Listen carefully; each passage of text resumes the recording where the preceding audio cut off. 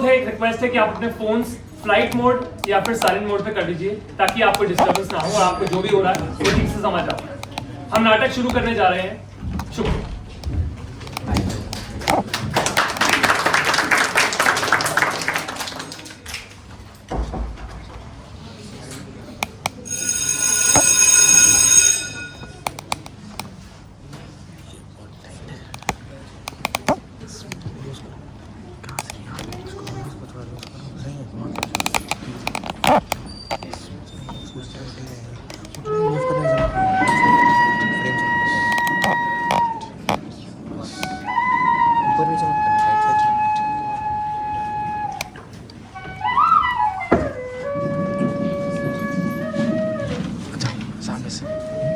Light of कर। वही तो, कहाँ से जाएंगे? यहाँ से।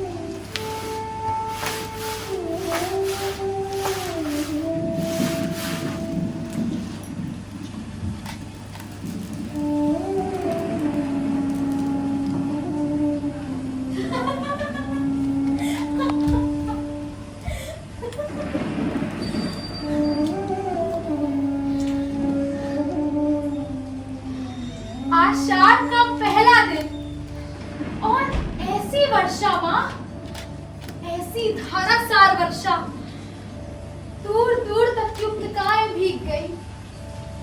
और मैं भी तो देखो ना माँ, गई हूँ। सोचा था दक्षिण से आती हुई बकुल पंक्तियों को देखूंगी, और देखो सब वस्त्र भिगोए हैं। सूखे वस्त्र कहाँ है माँ? इसी तरह खड़ी रही तो जुड़ा जाऊंगी। क्या हुआ, तुम तो बोलती क्यों नहीं? सूखे वस्त्र अंदर तल पर हैं। तुमने पहले से ही निकाल कर रख दिए।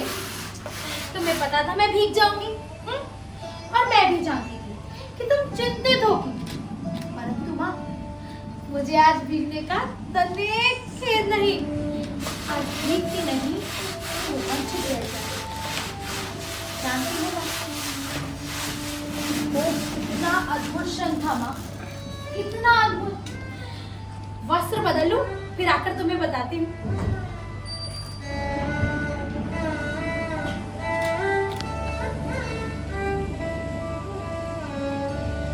नील कमल की तरह कोमल और राज, वायु की तरह हल्का और स्वप्न की तरह चित्रमय।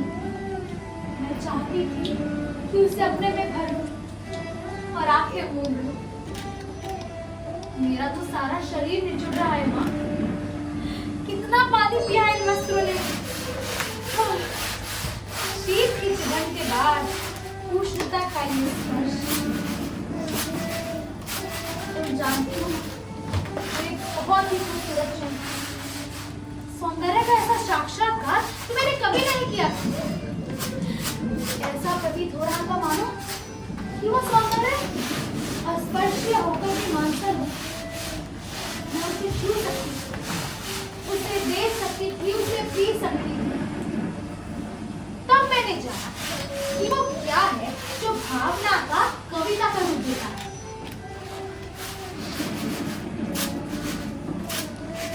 क्या हुआ माँ, तुम इस तरह चुप क्यों हो?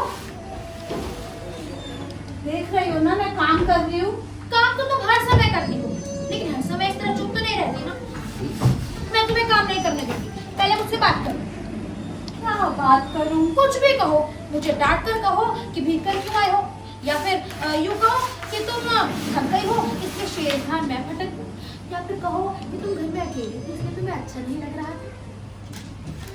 मुझे सब अच्छा लगता है, और मैं घर में दुकेली कब होती हूँ? तुम्हारे यहाँ रहते मैं अकेली नहीं होती। मैं फिर भी तुम्हें काम नहीं करने दूंगी। हाँ, मेरे घर में रहते भी तुम अकेली होती हो। कभी तो मेरी भर्त्सना करती हो कि मैं तुम्हारे सभी कामों में बाधा डालती हूँ, और कभी मुझे बताओ तुम इतनी गंभीर क्यों हो? दूध और टाटिया है, शकरा मिला लो और पी लो। नहीं, तुम पहले बताओ। जाकर विश्राम कर लो, मुझे अभी बहुत काम है। नहीं माँ, मुझे विश्राम नहीं करना। थकी ही कहा मुझे विश्राम कर। मुझे तो अब भी अपने में उन बरसाती बूंदों की खुलक का अनुभव हो रहा है। रोम अभी तक सीज रहा है। देखो माँ, ऐसे करोगी तो मैं भी तुमसे बात नहीं करूँगी।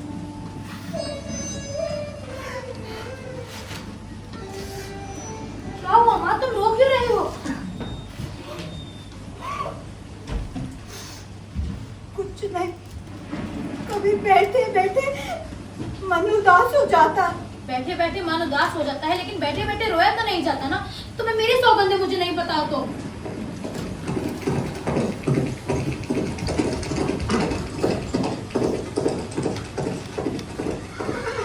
ये लोग कौन है माँ? मोहता राज्य के कर्मचारी हैं। तो ये लोग यहाँ क्या कर रहे हैं? जाने क्या कर रहे हैं। कभी वर्षों में ये आकृतियां यहाँ दिखाई देती हैं, जब भी दिखाई देती है कोई ना कोई अनिष्ट होता है। कभी युद्ध की सूचना आती है, कभी महामारी की। पिछली महामारी में जब तुम्हारे पिता की मृत्यु हुई तब भी मैंने ये आकृतियां यहाँ देखी थी। परंतु ये लोग आज यहाँ क्या करने आए हैं? जाने क्या करने आए हैं। माँ, तुमने बात नहीं बताई। अग्निमित्र आज लौट आया है। लौट आया है? कहाँ से? जहाँ मैंने उसे भेजा था। तुमने भेजा था? माँ, मैंने तुमसे कितनी बार कहा है अग्निमित्र को कहीं भेजने की आवश्यकता नहीं है। तुम जानती हो मैं विवाह नहीं करना चाहती, फिर भी बार बार उसके लिए प्रयत्न क्यों करती हो? तुम्हें लगता है मैं निरंतर प्रलाप करती हूँ? मैं देख रही हूँ तुम्हारी बात ही सच होने जा रही है। वीर मित्र संदेश लाया है कि वे लोग इस संबंध के लिए प्रस्तुत नहीं है। कहते हैं क्या कि कहते हैं? क्या अधिकार है उन्हें कुछ भी कहने का? मल्लिका का जीवन उसकी अपनी संपत्ति है। वो इसे नष्ट करना चाहती है तो किसी पर भी उस पर आलोचना करने का कोई अधिकार नहीं। मैं कब कहती हूँ मुझे अधिकार है? माँ, मैं तुम्हारे अधिकार की बात नहीं कर रही। ना कहो, मैं कह रही हूँ आज तुम्हारा जीवन तुम्हारी संपत्ति है, मेरा तुम पर कोई अधिकार नहीं है। माँ, तुम मुझे समझने का प्रयत्न क्यों नहीं करती? मैं जानती हूँ मल्लिका, आज तुम पर अपना अधिकार भी नहीं है, किंतु इतना बड़ा उपवाद मुझसे नहीं सहा जाता। मैं जानती हूँ माँ, अपवाद होता है, तुम्हारे दुख का भी जानती हूँ, लेकिन माँ मुझे इस अपराध का अनुभव नहीं होता। मैंने तो एक भावना में भावना का वर्णन किया है और मेरे लिए वो भावना बाकी सब संबंधों से बड़ी है। मैं अपनी भावना से प्रेम करती हूँ जो पवित्र है, कोमल है और अनश्वर है।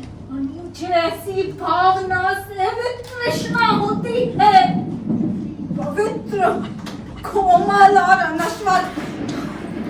माँ, तुम मेरा विश्वास क्यों नहीं करती? तुम जिसे भावना कहती हो वे केवल छलना और आत्म प्रवंचना है। भावना में भावना का वर्ण किया है। मैं पूछती हूँ, भावना में भावना का वर्ण क्या होता है? उससे जीवन की आवश्यकताएं किस प्रकार पूरी होती हैं? भावना में भावना का वर्ण किया है। माँ, सच तो ये है कि ग्राम के अन्य व्यक्तियों की तरह भी तुम भी उन्हें संदेह और प्रतिष्ठा की दृष्टि से देखती हो। ग्राम के अन्य लोग उसे उतना नहीं जानते जितना मैं जानती हूँ। मैं उससे घृणा करती हूँ। हाँ, अन्य व्यक्तियों को उससे क्या प्रयोजन? हाँ, क्या प्रयोजन? किंतु मुझे है, उसके प्रभाव से मेरा घर नष्ट हो रहा है। चिंतित ना हो हरीश शावक, घर पहुंचने वाले हैं। क्या हुआ माँ, तुम चल क्यों दी? माँ का जीवन भावना नहीं कर्म है, उसे घर में बहुत काम है। माँ, मेरी बात तो सुनो। माँ, माँ सुनो।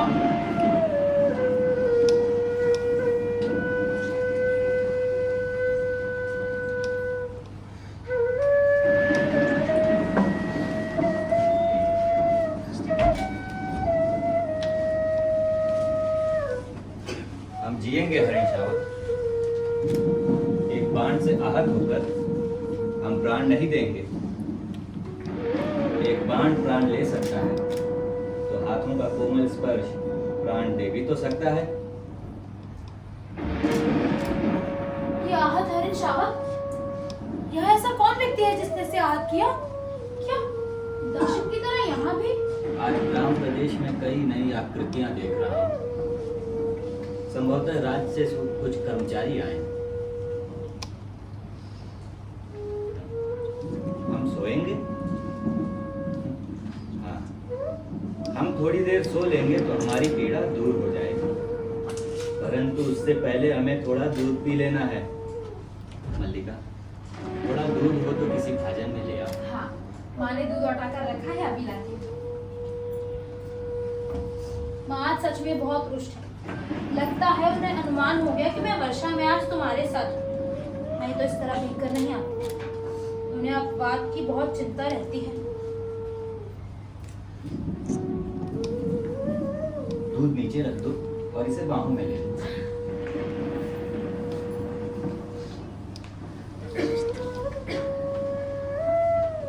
हम दूध नहीं पिएंगे, हम ऐसा हट नहीं करेंगे, हम दूध अवश्य पिएंगे। ऐसे ऐसे दूध पिलाकर इसके मांस को और कोमल कर लेना चाह रहे हो? जहां तक मैं जानता हूँ हमारा परिचय नहीं। तुम्हारा एक अपरिचित घर में आने का साहस कैसे हुआ? कैसी आकस्मिक बात है ये? ऐसा ही प्रश्न मैं तुमसे पूछना चाहता हूँ। हमारा कहीं का परिचय नहीं है, फिर भी मेरे बाण से आहत हरीश शावक को यहाँ लाने में कोई संकोच नहीं हुआ। ये तो कहो कि द्वार तक रक्त बिंदुओं के चिन्ह बने थे। अन्यथा इन बादलों से घिरे दिन में तुम्हारा अनुसरण कर पाता। देख रहा हूँ कि तुम इस प्रदेश के निवासी नहीं। मैं तुम्हारी दृष्टि की प्रशंसा करता हूँ। मेरी वेशभूषा ही इस बात का परिचय देती है कि मैं यहाँ का निवासी नहीं हूँ। मैं तुम्हारी वेशभूषा देखकर नहीं कह रहा। तो क्या मेरी ललाट की रेखाओं को देखकर जान पड़ता है चौर कर्म का अतिरिक्त सामुद्रिक का भी अभ्यास करते हो। तुम्हें ऐसा लांछन लगाते लज्जा नहीं आती? क्षमा चाहता हूँ देवी, परंतु ये हरीश शावक मेरी बाण से आहत हुआ है, इसलिए ये मेरी संपत्ति है। मेरी संपत्ति मुझे लौटा तो देंगी। इस प्रदेश में हरिणों का आखेट नहीं होता राजपुरुष। तुम बाहर से आए हो, इसलिए इतना ही पर्याप्त है कि इसके लिए हम तुम्हें अपराधी न माने। मल्लिका, इसे अंदर ले जाकर किसी तल के आश्रम पर गिरा दो। इस घर के तल पर आश्रम हरिण शावकों के लिए नहीं है। तुम देख रही हो माँ? हाँ, देख रही हूँ, इसीलिए कह रही हूँ। तल पर आश्रम मनुष्यों के सोने के लिए है, हरिण शावकों के लिए नहीं। अच्छी बात है, इसे मुझे दे दो मल्लिका। इसके लिए मेरी बाहों का आस्तरण ही पर्याप्त होगा। मैं इसे घर ले जाऊंगा। और राजपुरुष दंतुल तुम्हें ले जाता देखता रहेगा। ये तो राजपुरुष की रुचि पर निर्भर करता है। राजपुरुष की रुचि और रुचि क्या होती है, संभवतः इसका परिचय तुम्हें देना होगा। संभवतः संभवतः है राजपुरुष, हरिण शावक के लिए हट मत करो। प्रश्न तुम्हारे लिए अधिकार का है, उनके लिए संवेदना का। कालिदास निशस्त्र होते हुए भी तुम्हारे शस्त्र की चिंता नहीं करेंगे। कालिदास, तुम्हारा अभिप्राय है मैं जिनसे हरीण शावक के लिए तर्क कर रहा था वो कवि कालिदास है? हाँ, लेकिन तुम कैसे जानते हो कि कालिदास कवि है? कैसे जानता हूँ? उज्जैनी के राजसभा का प्रत्येक व्यक्ति ऋतु संहार के लेखक कवि कालिदास को जानता है। उज्जैनी का प्रत्येक व्यक्ति उन्हें जानता है? सम्राट ने स्वयं ऋतु संहार पढ़ा और उसकी प्रशंसा की, इसलिए उज्जैनी की राजसभा ऋतु संहार के लेखक का सम्मान करना चाहता है और उनको राजकवि का आसन देना चाहता है। आचार्य व रुचि इसी उद्देश्य से उज्जैनी से यहाँ आए हैं। उज्जैनी का राज्य उन्हें सम्मान देना चाहता है, राजकवि का आसन? मुझे खेद है, मैंने उनके साथ अशिष्टता का व्यवहार किया। मुझे अभी जाकर उनसे क्षमा मांगनी चाहिए।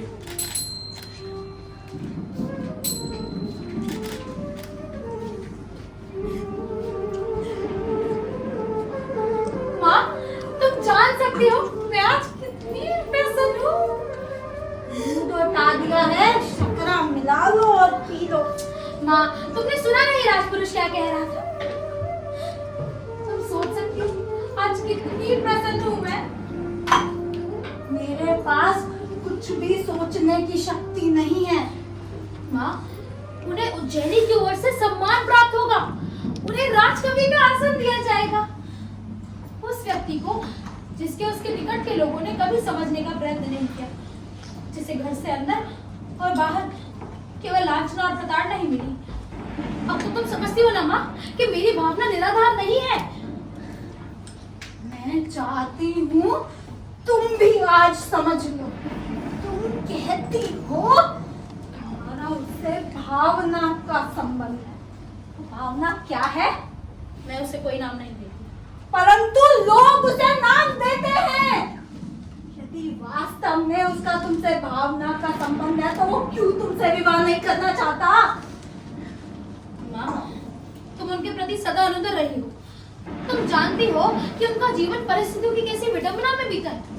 मातुल के घर में उनकी क्या दशा होती है, और ऐसे साधनहीन और अभावग्रस्त जीवन में विवाह की कल्पना ही कैसे की जा सकती है?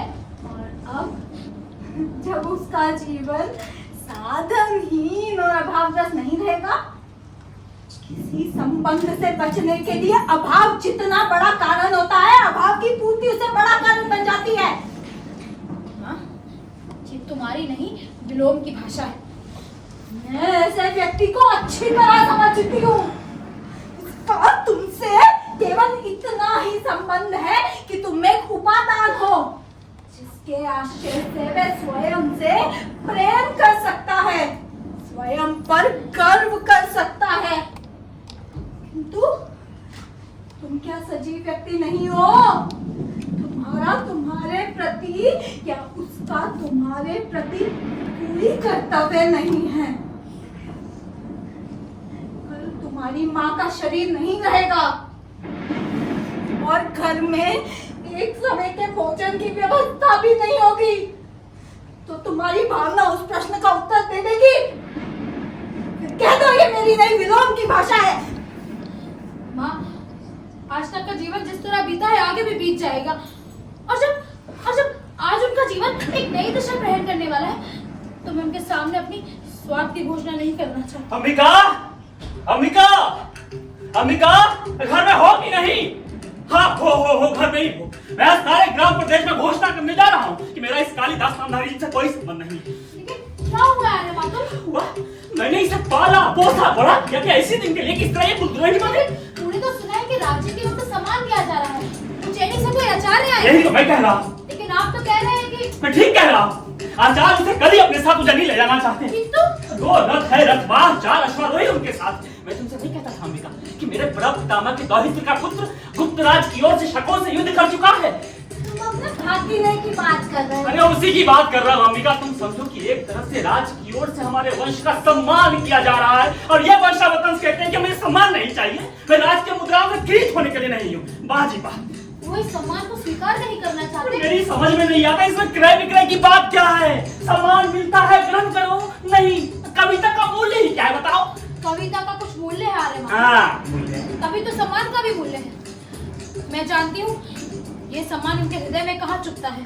मैं तुम्हें विश्वास दिलाती हूँ, वो उज्जैनी अवश्य जाएगा। अवश्य जाएगा, अवश्य जाएगा। ये लोग इसके अनुचर हैं जो इसकी अभिस्तुति करके इसे ले जाएंगे। अवश्य जाएगा।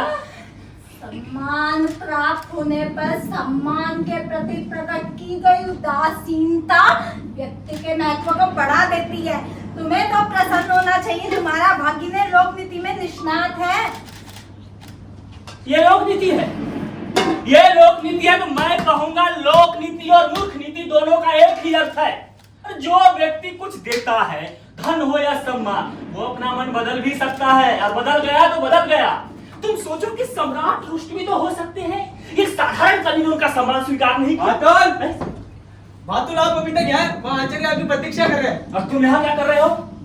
मैंने तुमसे नहीं कहा था जब तुम्हें लौट करना हो तुम आचार्य के पास रहना? अरे किंतु मातुल ये भी तो कहा था कि अगर आचार्य विश्राम कर चुका तो मैं तुरंत आपको सूचना दे दूं। ये भी कहा था, किंतु वो भी तो कहा था।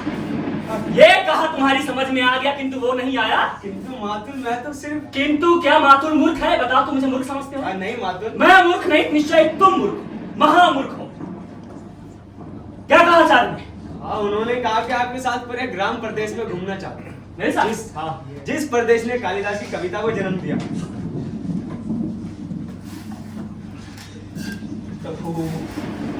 ये कालिदास की कविता, इतने बड़े आचार्य वररुचि को इसकी कविता में इसकी क्या विशेषता दिखाई देती है? इस व्यक्ति को सामान्य लोक व्यवहार तक का तो ज्ञान है नहीं, और तुम लोक नीति की बात कहती हो। आप एक हरिण शावक गोदी में लिए घर की ओर चले आ रहे थे, और सौभाग्यवश मैंने रास्ते में देख लिया। मैंने कहा कविवर, ये समय इस रूप में घर में जाने का नहीं है, उज्जैनी से बहुत बड़े आचार्य आए हैं। आप सुनते ही लौट पड़े, जैसे रास्ते में सांप देख लिया। मैंने कहा कविवर सुनिए, आचार्य आपको आज ही उज्जैनी ले जाना चाहते हैं, राज की ओर से आपका सम्मान होगा। सुनकर रुककर करीब आए और बोला बुराती आंखों से, मैं राजकीय मुद्राओं से दूर गृहित होने के लिए नहीं हूं। इसमें गृहित होने वाली कौन सी बात है? और चल दिए। मेरे लिए धन से कर खड़ा हो गया कि अनुनय करता हूं मैं आपके पीछे पीछे जाऊं या घर में बैठा अभ्यागतों को देखूं। अब इस विषय से मैं आचार्य के पास बैठने को कहकर आया था, अब ये धुरीहीन चक्र की तरह मेरे पीछे पीछे चला आया है। बताओ मातुल मैं तो आपको समाचार देना था कि आचार्य विश्राम। समाचार देने के लिए मैं तुमसे धन्यवाद कहता हूँ। बहुत अच्छा काम किया, बहुत अच्छा काम किया। आचार्य वहां बैठे, ये समाचार देने के लिए यहाँ चले आए। अब इतना कीजिए कि कभी कुछ शिरोमणि जहां भी हो उन्हें ढूंढ कर मेरे पास लाइए। मैं देखता हूँ आचार्य को। कालिदास उसका मातुल का तीसरा नेत्र हर समय खुला रहता है, परंतु इस समय कालिदास है कहाँ? कालिदास इस समय जगदम्बा के मंदिर में। आपने उन्हें देखा है? हाँ। लेकिन आपने मातुल से तो नहीं कहा। मैं नहीं चाहता कि मातुल इस समय वहां जाए। तो क्या उनकी तरह आप भी नहीं चाहते कि कालिदास? मैं चाहता हूँ कालिदास उज्जैन अवश्य जाए। कालिदास हट करे को उज्जैनी साथी थी, जब तक घर नहीं लौट जाते वो जगदम्बा के मंदिर में ही रहेंगे। कैसी विषणता है। विषणता? विषणता ही तो है। इसमें विषणता की क्या बात है अंबिका? राज्य कवि का सम्मान करना चाहता है, परंतु कवि सम्मान के प्रति उदासीन जगदम्बा के मंदिर में साधना। राज्य के प्रतिनिधि मंदिर में आकर कवि की अभ्यर्थना करते हैं। कवि धीरे धीरे आंखें खोलता है। इतना बड़ा नाटक करना विषणता नहीं है। कालिदास नाटक नहीं करे अंबिका, मुझे पूरा विश्वास है। उन्हें राज्य सम्मान का कोई मोह नहीं। वो तो सचमुच इस पर्वत भूमि को कहीं छोड़कर नहीं जाना चाहते। नहीं चाहता। मातुल का या किसी का भी आग्रह उनका हट नहीं छुड़ा सकता। केवल एक व्यक्ति है, उसके अनुरोध से संभव है कि हट छोड़ दे। हमारे घर में किसी को भी उसके हट छोड़ने या ना छोड़ने से कोई प्रयोजन नहीं है। कालिदास अपनी भावुकता में भूल रहे हैं कि सब सबका तिरस्कार करके बहुत कुछ खो बैठेंगे। तो उसमें बाधा क्या है? मेरे संबंध में उनके मूल में कहीं गहरी कटुता की रेखा। अब मैं जानती हूँ वो कटुता की रेखा कहाँ है। कुछ समय पहले ही एक राजपुरुष से उनका सामना हो चुका था। उस कटुता को केवल तुम ही दूर कर सकती हो मल्लिका। अब से किसी की प्रतीक्षा नहीं करता। अगर कालिदास यहाँ से नहीं जाते तो राज्य को कोई हानि नहीं होगी। राज कवि का आसन रिक्त नहीं रहेगा। परंतु कालिदास जो आज है वही जीवन भर रहेंगे एक स्थान में कवि। जो लोग आज ऋतु संहार की प्रशंसा करें उसे भी कुछ दिनों में भूल जाएंगे। नहीं, उन्हें इस सम्मान का तिरस्कार नहीं करना चाहिए। ये सम्मान उनके व्यक्तित्व का है। उन्हें अपने व्यक्तित्व के अधिकार को इस तरह वंचित नहीं रखना चाहिए। चलिए आर्य निषेध, मैं आपके साथ जगदम्बा के मंदिर चलती हूँ। मल्लिका, मुझे एक बाहर के व्यक्ति के सामने कहना होगा कि मैं इस समय तुम्हारे वहां जाने के पक्ष में नहीं हूँ। सिर्फ बाहर के व्यक्ति नहीं अंबिका। माँ, ये एक बहुत ही महत्वपूर्ण क्षण है माँ, मुझे जाना ही होगा। चलिए आर्य निषेध। समझ आता है।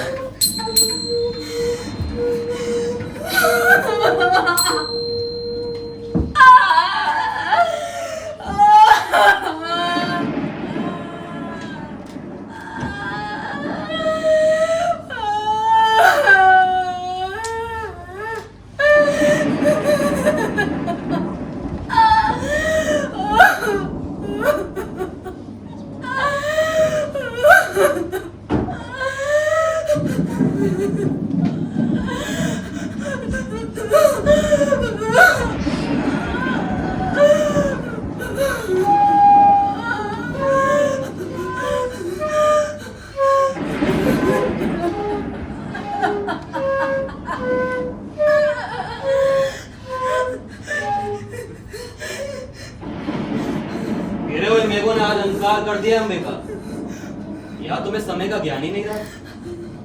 आश्चर्य है तुमने दीपक नहीं जलाया। तुम यहाँ क्यों आए हो? दीपक जला दो। चले जाओ विलोम। तुम जानते हो तुम्हारा यहाँ आना मल्लिका को सहन नहीं है। जानता हूँ अंबिका, मल्लिका बहुत भोली है। वो लोग जीवन के संबंध में कुछ भी नहीं जानते। वो नहीं चाहती कि मैं इस घर में आऊं, क्योंकि कालिदास नहीं चाहता। और कालिदास क्यों नहीं चाहता? क्योंकि मेरी आंखों में उसे अपने हृदय का सत्य झांकता दिखाई पड़ता है तो उसे उलझन होती है। परंतु अंबिका, तुम तो जानती हो ना, मेरा एकमात्र दोष ये है कि जो मैं अनुभव करता हूं स्पष्ट कह देता हूं। मैं इस समय तुम्हारे दोष अवदोष का विवेचन नहीं करना चाहती। देख रहा हूं इस समय तुम बहुत दुखी हो। वैसे तुम दुखी कब नहीं थे? तुम्हारा तो जीवन ही पीड़ा का इतिहास रहा है। पहले से काफी दुबली हो गई हो। सुना है कालिदास उज्जैनी जा रहा है। मैं नहीं जानती। राजकवि के रूप में उसका सम्मान होगा। कालिदास राजकवि के रूप में उज्जैनी में ही रहेगा। मैं समझता हूँ उसके जाने के पूर्व उसका और मल्लिका का विवाह हो जाना चाहिए। तुमने इस संबंध में कुछ सोचा तो होगा। मैं इस समय कुछ भी सोचना नहीं चाहती। तुम मल्लिका की माँ इस विषय में कुछ सोचना नहीं चाहती? आश्चर्य है। मैं तुमसे कह चुकी हूँ तुम चले जाओ यहाँ से। कालिदास उज्जैनी चला जाएगा और मल्लिका, जिसका नाम उसके कारण सारे प्रांत में अपवाद का विषय बना है, क्या यहीं पड़ी रहेगी? क्यों अंबिका, क्यों इतने वर्ष पीड़ा किया तुमने इसी दिन के लिए? सही, दूर से देखने वाला भी जान सकता है कि तुम्हारे साथ क्या क्या बीता है। समय ने तुम्हारे मन, शरीर और आत्मा की इकाई को तोड़ दिया है। तुमने खुद को तिल तिल करके गलाया है, जैसे कि मल्लिका हो किसी अभाव का प्रश्न। और आज जब उसके लिए जीवन भर के अभाव का प्रश्न सामने है, तो तुम कुछ सोचना नहीं चाहती? तुम ये सब कह के ना मेरा दुख कम नहीं कर रहे। मैं अनुरोध करती हूँ, मुझे अकेली रहने दो। अंबिका, मैं अपना तुम्हारे पास होना बहुत आवश्यक समझता हूँ। मैं ये सब बातें तुमसे नहीं, उससे कहने के लिए आया। आशा कर रहा हूँ कि वो भी यहीं आएगा। मैंने कालिदास को और उसको जगदम्बा के मंदिर की ओर जाते देखा है। मैं यही उसकी प्रतीक्षा कर रहा हूँ। अधिक प्रतीक्षा नहीं करनी पड़ेगी विलोम। मैं जानता हूँ तुम कब, किस समय और क्यों मेरे साक्षात्कार के लिए उत्सुक होते हो। कहो, आजकल किस नए छंद का अभ्यास कर रहे हो? छंदों का अभ्यास करना मेरी वृत्ति नहीं है कालिदास। मैं जानता हूँ तुम्हारी वृत्ति दूसरी है, और उस वृत्ति ने संभवतः छंदों का अभ्यास सर्वथा छुड़ा दिया है। निस्संदेह आज तुम छंदों के अभ्यास पर गर्व कर सकते हो। सुना है राजधानी से निमंत्रण आया। सुना मैंने भी है। तुम्हें दुख हुआ? दुख बहुत। एक मित्र के बिछड़ने का किसे दुख नहीं होता। कल ब्रह्म मुहूर्त में चले जाओगे? मैं नहीं जानता, परंतु मैं जानता हूँ आचार्य कल ब्रह्म मुहूर्त में लौट जाना चाहते हैं। राजधानी के वैभव में जाकर ग्राम प्रांतों को भूल तो नहीं जाओगे? सुना है वहां जाकर व्यक्ति व्यस्त हो जाता है। वहां के जीवन में कई तरह के आकर्षण हैं, रंगशालाएं, मदिरालय और तरह तरह की विलास भूमियां। अरे विलोम, ये समय और स्थान इन बातों के लिए नहीं है। मैं आपको इस समय यहाँ देखने की आशा नहीं कर रही थी। मैं जानता हूँ तुम मुझे यहाँ पर देखकर प्रसन्न नहीं, परंतु मैं तो अफ्रीका से मिलने आया था। ये ऐसी कोई अप्रत्याशित बात तो नहीं है। विलोम का कुछ भी करना अप्रत्याशित नहीं है। हाँ, कहीं कुछ ना करना अप्रत्याशित हो सकता है। ये तो प्रसन्नता का विषय है कालिदास कि हम दोनों एक दूसरे को इतनी अच्छी तरह से समझते हैं। निस्संदेह मेरे स्वभाव में ऐसा कुछ भी नहीं है तुमसे छिपा। विलोम क्या है? एक असफल कालिदास, और कालिदास एक सफल विलोम। हम कहीं ना कहीं एक दूसरे के बहुत निकट पड़ते हैं। निसंदेह सभी विपरीत एक दूसरे के बहुत निकट पड़ते हैं। अच्छा है कि तुम इस सत्य को स्वीकार करते हो। उस निकटता के अधिकार से मैं तुमसे एक प्रश्न पूछ सकता हूँ। संभव है कि फिर तुमसे अवसर बात करने का ना मिले मुझे। एक दिन का व्यवधान तुम्हें हमसे बहुत दूर कर देगा कालिदास। वर्षों का व्यवधान भी विपरीत को विपरीत से दूर नहीं करता विलोम। मैं तुम्हारा प्रश्न सुनने के लिए उत्सुक हूं। मैं जानना चाहता हूँ कि तुम अभी तक वही व्यक्ति हो ना जो कल तक? मैं तुम्हारा अभिप्राय नहीं समझ सका। मेरा अभिप्राय ये है कि तुम अभी तक वही कालिदास हो ना जो कल तक? अरे विलोम, मैं इस प्रकार की अनर्गलता समय नहीं समझती। अनर्गलता? इसमें अनर्गलता क्या मल्लिका? मैं तो बहुत सार्थक प्रश्न पूछ रहा हूँ। कालिदास, मेरा प्रश्न सार्थक नहीं है क्या? अंबिका, अंबिका, मेरा प्रश्न सार्थक नहीं है क्या? मैं इस संबंध में कुछ नहीं जानती और ना ही जानना चाहती हूँ। ठहरो अंबिका, आज तक ग्राम प्रांत में कालिदास और मल्लिका के संबंध को लेकर बहुत कुछ कहा जाता अरे है। विलोम, उसे दृष्टि में रखते हुए क्या ये उचित नहीं है कि कालिदास ये स्पष्ट कह दे कि उसे उज्जैन अकेले ही जाना या फिर? कालिदास आपके किसी भी प्रश्न का उत्तर देने के लिए बाध्य नहीं है। मैं कब कहता हूँ कि बाध्य है, परंतु हो सकता है कि कालिदास का अंतर्करण उसे उत्तर देने के लिए बाध्य करे। क्यों कालिदास मेरे मित्र? मैं तुम्हारी प्रशंसा करने के लिए अवश्य बात है। तुम दूसरों के जीवन में ही नहीं, उनके घर में भी अनधिकार प्रवेश कर जाते हो। अनधिकार प्रवेश? मैं? अंबिका, तुम्हें कालिदास की बात कहाँ तक संगत प्रतीत होती है कि मैं विलोम दूसरों के घर में अनधिकार प्रवेश कर जाता हूँ? मैं कह चुकी हूँ, मुझे इस संबंध में कुछ भी नहीं कहना है। ये तो चलेगी। मैं बस इतना जानता हूँ कि मुझे ग्राम प्रांतर छोड़कर उज्जैनी जाने का तनिक मोह नहीं है। निस्संदेह तुम्हें ऐसा मोह क्यों होगा? साधारण व्यक्ति को हो सकता है, तुम्हें क्यों? परंतु मैं तो इतना जानना चाहता था कि यदि क्षण भर के लिए ऐसा स्वीकार कर लिया जाए कि तुम जाने का निश्चय कर चुकी हो, तो उस स्थिति में उचित नहीं है अरे बिलोंग, अब आप अपनी सीमा से आगे बढ़कर बात कर रहे हैं। मैं बच्ची नहीं हूँ, अपना भला बुरा सब अच्छे से समझती हूँ। लेकिन इस समय आप ये अनुभव नहीं कर रहे कि आप यहाँ एक अनचाहे अतिथि के रूप में उपस्थित हैं। ये अनुभव करने की मैंने आवश्यकता नहीं समझी। तुम मुझसे घृणा करती हो, मैं जानता हूं, परंतु कालिदास और मैं तुमसे घृणा नहीं करता, है ना कालिदास? और मेरा यहाँ होने के लिए इतना ही पर्याप्त है।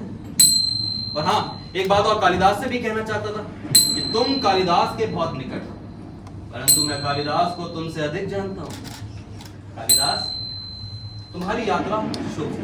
तुम जानते हो ना कि विलोम तुम्हारा ही शुभ चिंतक है। ये मुझसे अधिक और कौन जान सकता है?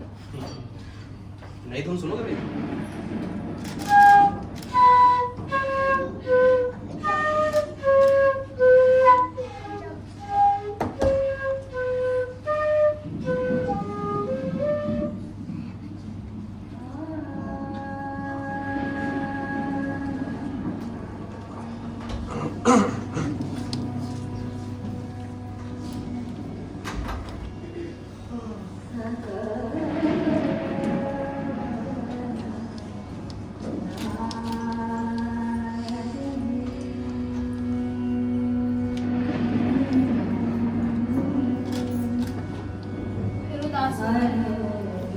देखो, तुम मुझे वचन दे चुके हो। एक बार फिर सोचो मल्लिका, प्रश्न सम्मान और राज्याश्रय स्वीकार करने का नहीं है। इससे कहीं बड़ा प्रश्न मेरे सामने है। और वो प्रश्न मैं हूँ ना? तुम मुझे जानते हो। तुम्हें लगता है तुम इस अवसर पर ठुकराकर यहाँ रह जाओगे तो मुझे सुख होगा? हाँ, ये जरूर है कि मेरे अंदर कोई कृतज्ञता छा लेगी। बाहर भी संभवतः बहुत सूना होगा, लेकिन मैं अपने से छल नहीं कर रही। मैं हृदय से कहती हूँ कि तुम्हें जाना चाहिए। चाहता हूँ इस समय तुम अपनी आंखें देख सकती हो। मेरी आंखें इसलिए की नहीं है क्योंकि तुम मेरी बात नहीं समझ रहे हो। यहाँ ग्राम प्रांत में रहकर तुम्हारी प्रतिभा को विकसित होने का अवसर कहाँ मिलेगा? यहाँ लोग तुम्हें समझ नहीं पाते। उस सामान्य की कसौटी पर ही तुम्हारी परीक्षा करना चाहते हैं। जानते हो ना कि मैं तुम्हें जानती हूँ कि कोई भी रेखा अगर तुम्हें घेर ले तो तुम गिर जाओगे। मैं तुम्हें घेरना नहीं चाहती, इसीलिए कहती हूँ जाओ। प्रश्न तुम्हारे गिरने का नहीं है मल्लिका। मैं अनुभव करता हूँ कि ये ग्राम प्रांतर मेरी वास्तविक भूमि है। मैं कई सूत्रों से यहाँ से जुड़ा हूँ। उन सूत्रों में तुम हो। ये आकाश है, ये मेघ है, यहाँ की हरियाली है, हरिणों के बच्चे हैं, पशुपाल हैं। यहाँ से जाकर मैं अपनी भूमि से उखड़ जाऊंगा। ये क्यों नहीं सोचते कि तुम्हें यहाँ से अधिक संपन्नता और उर्वरा मिलेगी? इस भूमि से तुम जो कुछ ग्रहण कर सकते थे कर चुके हो। अब तुम्हें नई भूमि की आवश्यकता है जो तुम्हारे व्यक्तित्व को और पूर्ण बना देगी। नई भूमि सुखा भी तो सकती है। कोई भूमि ऐसी नहीं जिसके अंदर में कोमलता ना हो। तुम्हारी प्रतिभा उस कोमलता का स्पर्श अवश्य पा लेगी। और उस जीवन की अपनी अपेक्षाएं होंगी। ये क्यों जरूरी है कि तुम उन अपेक्षाओं का पालन करो? तुम दूसरों के लिए नई अपेक्षाओं की सृष्टि भी तो कर सकते हो। फिर भी मन में कई कई आशंकाएं उठती हैं। मुझे हृदय में उत्साह का अनुभव नहीं होता। मेरी ओर देखो, अब भी उत्साह का अनुभव नहीं होता। विश्वास करो, तुम यहाँ से जाकर भी यहाँ से दूर नहीं होगे। यहाँ की हरितमा, यहाँ के मेघ, यहाँ के पशुपाल, इन सबको तुम साथ ले जाओगे और मैं भी तुमसे दूर नहीं हूँ। जब भी तुम्हारे निकट होना चाहूंगी पर्वत शिखरों पर चली जाया करूंगी और उड़कर आते मेघों में घेर जाया करूंगी। लगता है वर्षा होने वाली है, अंधेरा भी बहुत हो गया है। आचार्य तुम्हारी प्रतीक्षा कर रहे होंगे। मुझे जाने के लिए कह रही? हाँ, देखना तुम्हारे पीछे मैं प्रसन्न रहूंगी, खूब घूमूंगी और हर संध्या जगदम्बा के मंदिर में सूर्यास्त देखने जाया करूंगी। इसका अर्थ है तुमसे विदा लूं? नहीं, विदा तुम्हें नहीं दूंगी, केवल प्रार्थना करूंगी कि तुम्हारा पथ प्रशस्त हो। जाओ।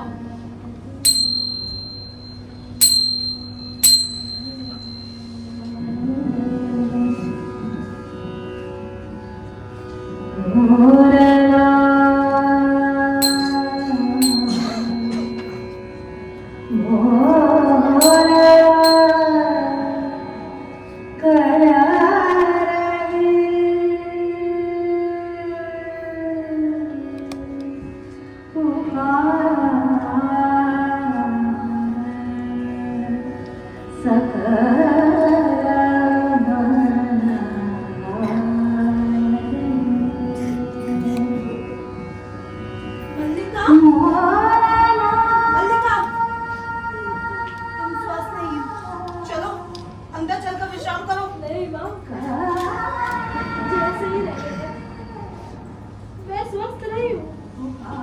देखो माँ, चारों ओर मेघ घिरा है और कल को ये मेघ उज्जैनी की ओर उड़ जाएंगे। रो नहीं, रो नहीं मल्लिका, रो नहीं। मैं रो नहीं रही हूँ, मुझे मेरी आंखों से बरस रहा है। कुछ नहीं होगा, सुख है, सुख।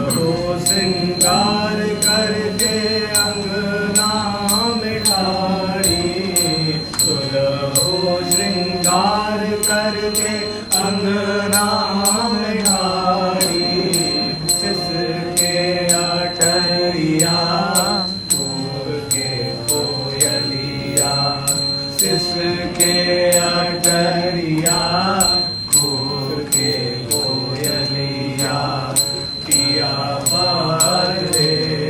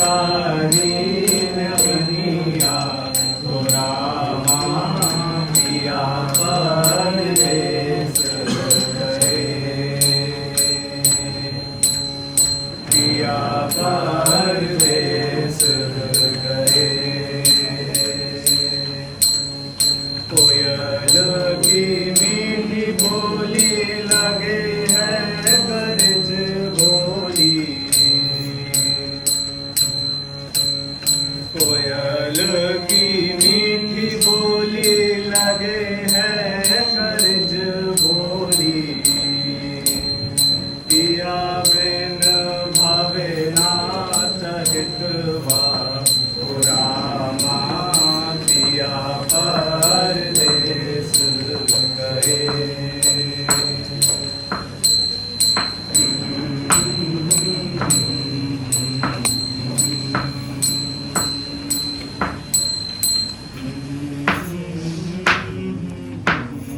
कैसे अंबिका का स्वास्थ्य? ज्वर आता है अभी भी। पहले से कुछ भी अंतर नहीं पड़ा? बहुत दिन हो गए, राजधानी की ओर से कोई व्यक्ति नहीं आया। कभी कभी सोचता हूँ उज्जैनी जाकर एक बार उनसे मिला। क्यों? कई बार लगता है कि दोस्त मेरा ही है। किस बात को? अब तुम जानती हो मलिका, मैंने आशा नहीं की थी कि कालिदास उज्जैनी जाके इस तरह वहीं क्यों हो जाएंगे। और मैं प्रसन्न हूँ कि वहाँ जाकर वो इतने व्यस्त हैं। यहाँ उन्होंने केवल ऋतुसंहार की ही रचना की थी, वहाँ उन्होंने 2 और नए काव्यों की रचना की। सुना है उनके एक और महाकाव्य की बहुत चर्चा है, लेकिन उसकी प्रतियां मुझे नहीं मिल पाई। हाँ, तो ये भी था कि गुप्त वंश की राजदूता से उनका विवाह हो गया।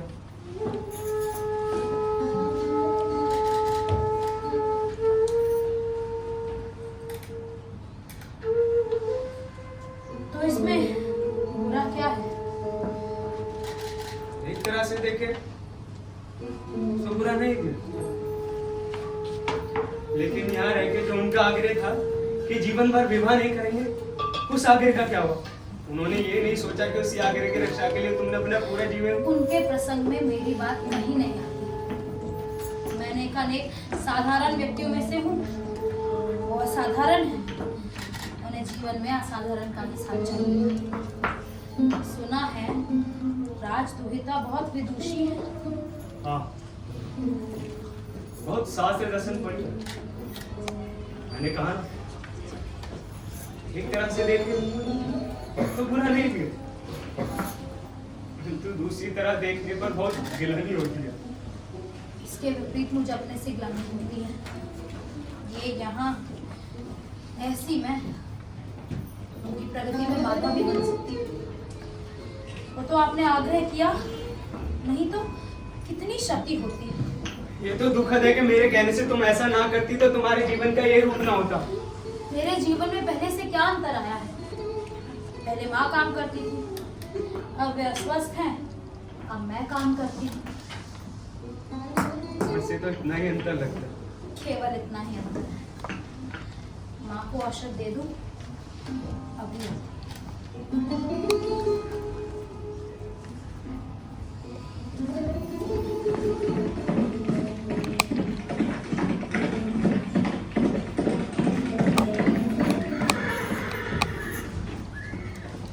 लगता है आज लोग फिर कुछ लोग बाहर से आए हैं। कौन? संभवतः राज्य कर्मचारी है। मैंने भी ऐसी 2 आकृति देखी जैसे पहले तब देखी थी जब आचार्य कालिदास को लेने आए थे। ऐसी आकृति?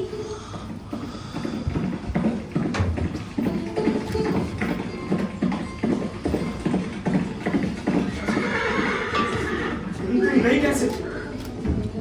क्या हुआ? मैंने अभी एक और आकृति घूमकर जाते देखा। वो एक परिचित आकृति थी मलिका। परिचित आकृति? हाँ, मुझे विश्वास है वो स्वयं कालिदास है। कालिदास? ये कैसे संभव है? वो घोड़ा दौड़ाते पर्वत शिखर की ओर गए। ट्रेन राजा की वेशभूषा में कोई और उन्हें पहचाने, निश्चय के आगे पहचाने भूल नहीं कर सकती। मैं अभी जाकर देखता हूँ, संभवतः राज्य कर्मचारी उन्हीं के साथ आए हैं। वो आए हैं और पर्वत शिखर की ओर गए हैं।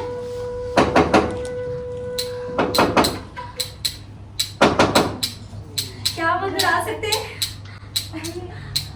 आप लोग पहले मैं आपको परिचय दूं। ये रवि उज्जैनी के नाट्य केंद्र में नृत्य का अभ्यास करती है और नाटक लिखने में भी इसकी खूब रुचि है।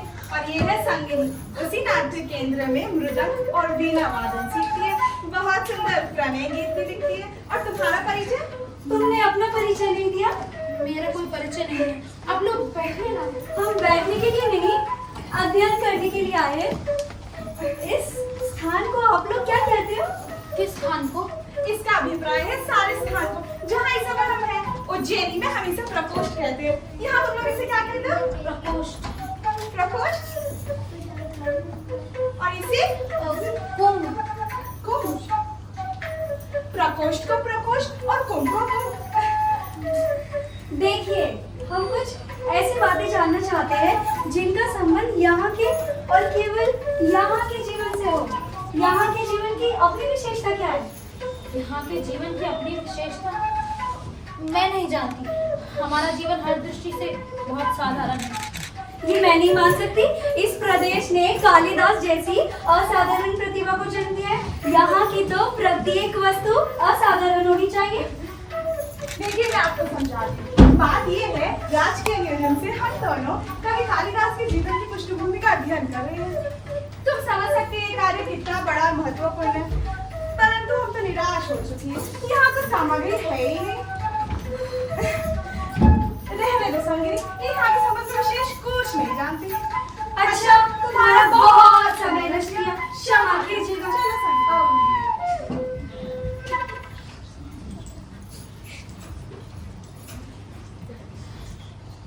आज वर्षों बाद तुम लौट कर आए हो। सोचती थी वैसा ही अंधियारा सा दिन होगा, वैसे ही मेघ घिरे होंगे और मैं फिर एक बार वर्षा में भीगूंगी और तुमसे कहूंगी कि देखो, मैंने तुम्हारी सब रचनाएं पढ़ी हैं। उज्जैनी के व्यवसायियों से कितना कितना कहकर मैंने तुम्हारी ये रचनाएं मंगवाई थी। सोचा था मेघदूत की पंक्तियां तुम्हें गा गा कर सुनाऊंगी। पर्वत शिखरों से घंटा ध्वनियां गूंज उठेगी और मैं अपनी ये भेंट तुम्हारे हाथों में रख दूंगी।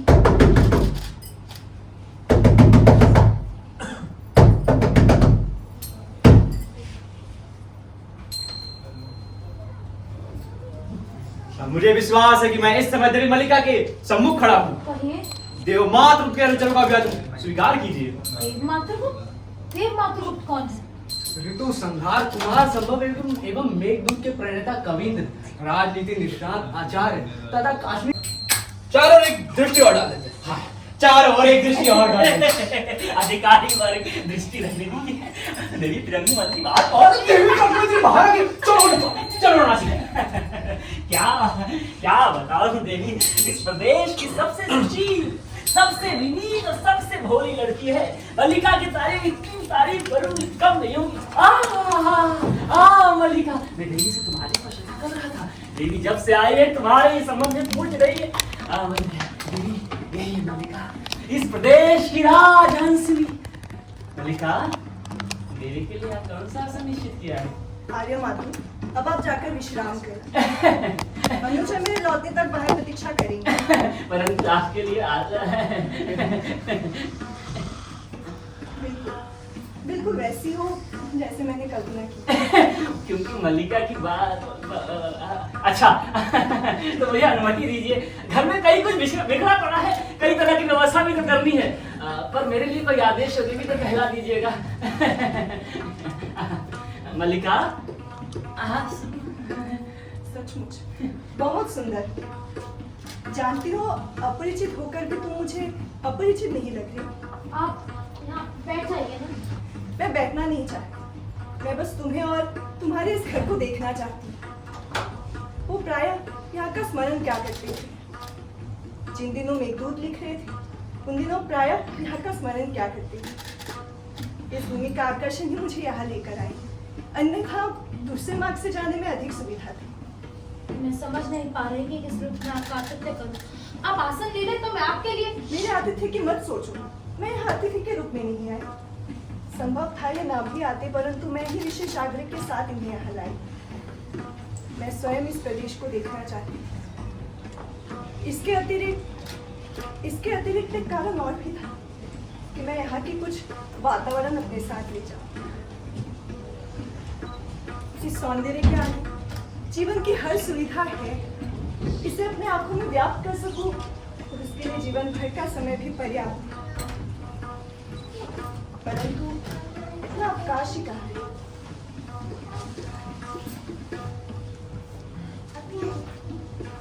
काश्मीर की स्थिति इतनी अस्थिर है कि मेरा एक एक दिन वहां से दूर रहना कई कई समस्या उत्पन्न कर सकती है।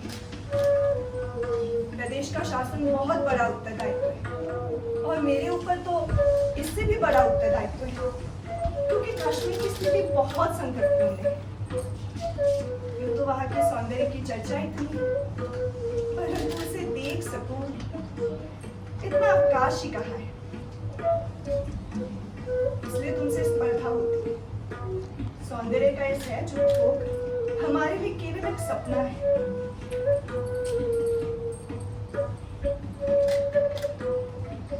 देख रही हूं, ग्राम प्रदेश में रहकर भी साहित्य के प्रति बहुत मोह। किसकी रचना है ये? कालिदास की।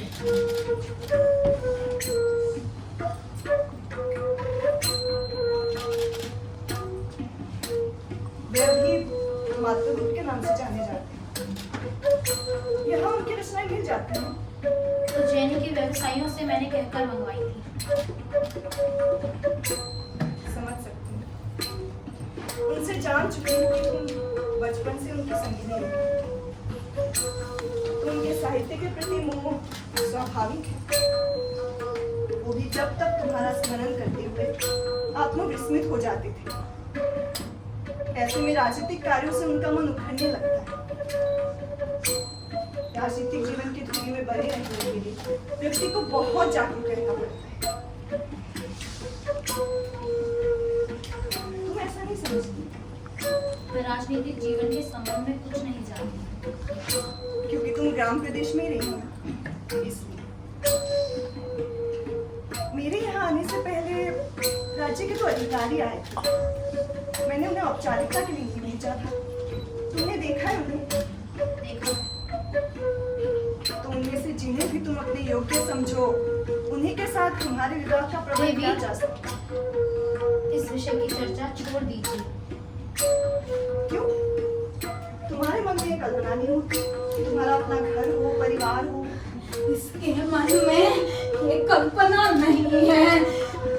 इसके मन में ये कल्पना नहीं है, क्योंकि ये भावना के स्तर पर जीती है। माँ तुम उठ क्यों आई? चलो भावना। माँ चलो चलकर बैठी रहो। मैं किसी आने वाले से बात भी नहीं कर सकती क्या? दिन वर्ष माँ मुझे घुटते हुए बीत गए।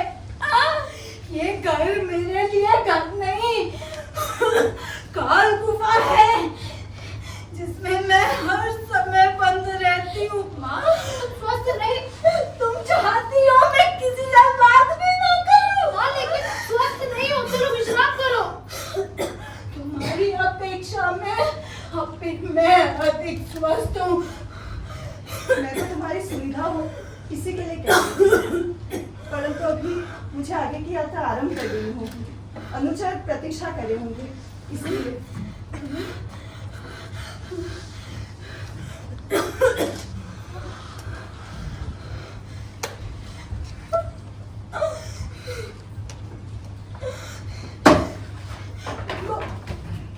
एक दूध की पंक्तियां पढ़ो। इन्हीं में ना कहती थी उसके अंतर की कोमलता साकार हो उठी है। उस कोमलता का और साकार रूप भी देख लिया तुमने। आज वो तुम्हें तुम्हारी भावना का मूल्य देना चाहता है, तो क्यों नहीं स्वीकार कर लेती? की भित्तियों का परिसंस्कार हो जाएगा और तुम भी के यहाँ परिचारिका बनकर रह सकोगी। इससे बड़ा क्या सौभाग्य चाहिए तुमको जीवन में? राजवधु की अपने जीवन दृष्टि है, कोई और उसके लिए कैसे उत्तरदायी हो सकता है?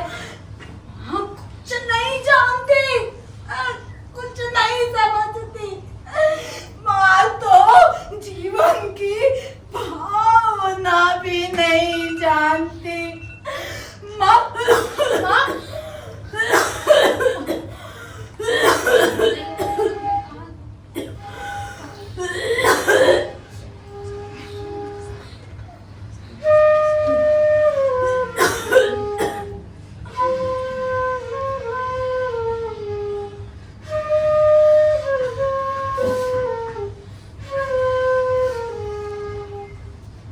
इस तरह शुद्ध क्यों अंबिका?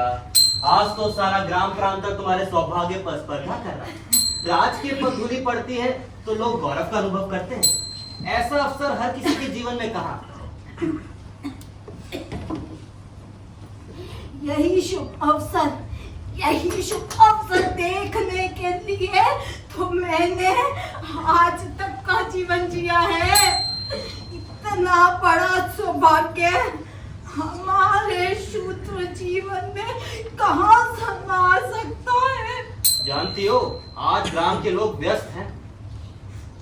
वो पशुओं की चिंता नहीं कर रहे हैं, वो बाहर से अतिथियों के लिए तरह तरह की सामग्री जुटा रहे हैं। आज अतिथि यहाँ के पत्थर को बटोर कर ले जाना चाहते हैं। यहाँ के पत्थर आज बहुत मूल्यवान समझे जाने लगे हैं। यहाँ के पत्थर पहले भी मूल्यवान था रे लोग, तो और बात है किसी ने उनका मूल्य नहीं समझा। तो तुम भी जाकर बटोर क्यों नहीं लेती? संभव है यहाँ कोई पत्थर विशेष न रह जाए और तुम्हारी भावना का कोई आधार ही न रह जाए। ग्राम में आज चारों ओर उत्साह है। ये दिन इस प्रदेश के लिए सबसे बड़ा उत्सव है। ग्राम में लोग आज अपने पशुओं की चिंता नहीं करते हुए अलग अलग चीजों की हाथ निकाल के बात करती हो। क्यों? क्योंकि राजकन्या ने आदेश दिया है कि कुछ हरिण शावक उनके साथ जाएं। नहीं, ये सच नहीं है। सच नहीं है? इंद्र वर्मा और विष्णुदत्त को राजकन्या ने स्वयं आदेश दिया है। उसका कुछ और भी अर्थ हो सकता है। और अर्थ? और क्या अर्थ हो सकता है? क्या राजकन्या हरिण शावकों के साथ खेला करेगी? हाँ? या उज्जैनी से आए कलाकार कुछ उनकी अनुकृतियां बनाएंगे? वैसे ये भी मनोरंजन का विषय है। उज्जैनी से आए कलाकार आज यहाँ की हर एक वस्तु की अनुकृतियां बनाते घूम रहे हैं। यहाँ को कोई भी पत्ता, पेड़, तिनका शेष नहीं रहेगा जिनकी अनुकृति बनाकर नहीं ले जाएंगे। इसका भी कोई दूसरा अर्थ हो सकता है। अर्थ?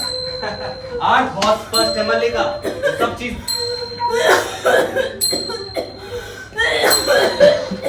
आनंद लो, इस समय माँ का स्वास्थ्य ठीक नहीं है। मैं आपसे विनती करती हूँ आप इस समय यहाँ से चले जाएं। ठीक है, तुम अंबिका को भीतर ही लेके चली जाओ। उसका स्वास्थ्य ठीक नहीं है। उत्सव और कोलाहल उसके मन को और शांत कर देगा। मैं तो उत्सव की सूचना देने आया था। आश्चर्य है कि कालिदास ने आना उचित नहीं समझा। कल तो सुना है वो लोग लौट भी जाएंगे। उसने आना उचित नहीं समझा क्योंकि वो जानता है अंबिका अभी जीवित है। अंबिका, कोई व्यक्ति किसी संबंध को ऐसे तोड़ता नहीं, विशेष रूप से वो जिसे कवि का कोमल हृदय प्राप्त हो। अरे बिलो, मैं आपसे कह रही हूँ आप इस समय यहाँ से चले जाएं। आपकी बातों से माँ का मन विशुद्ध होता है। हाँ? मेरी बातों से इसका मन विशुद्ध होता है? मैं समझता हूँ उसके कारण दूसरे हैं और अंबिका भी जानती है कि इन कारणों से उसका मन विशुद्ध होता है। ऐसी बहुत सी बातें जो उसके दिल में रहती हैं वो कह नहीं पाती, लेकिन मैं कह देता हूँ। तुम्हें मेरा यहाँ आना खर्रा मैं जानता हूँ, ये कोई नई बात नहीं, परंतु मैं कुछ देर और यहाँ रुकना चाहूंगा। पर्वत शिखर की ओर से एक अश्वारोही को आते देखा। संभव है कुछ देर यहाँ रुकना चाहे। उस स्थिति में मैं उससे उसकी कुशल क्षेम पूछ लूंगा। मेरी उससे पुरानी मित्रता जब है। अरे बिलो, आप उससे मिलना चाहे तो ये समय और स्थान इसके लिए नहीं है। मैं आपसे कह रही हूँ आप इस समय यहाँ से चले जाएं। ये मेरा घर और मैं नहीं चाहती यहाँ कोई आयातित मृत्यु ऊपर हो। माँ इनसे कह दो कि यहाँ से चले जाएं। तुम स्वस्थ नहीं हो और मैं नहीं चाहती कि मेरे घर में कोई आयातित मृत्यु ऊपर हो। अरे बिलो, मैं आपसे फिर कह रही हूँ आप यहाँ से चले जाएं। आप नहीं चाहते कि चला लाता हूँ, परंतु क्या अयाचित स्थिति उत्पन्न हो सकती है जान सकता हूँ? अंबिका बताओ। मैं जानती थी, आज नहीं तब से जानती थी। वो आता तो मुझे आश्चर्य होता,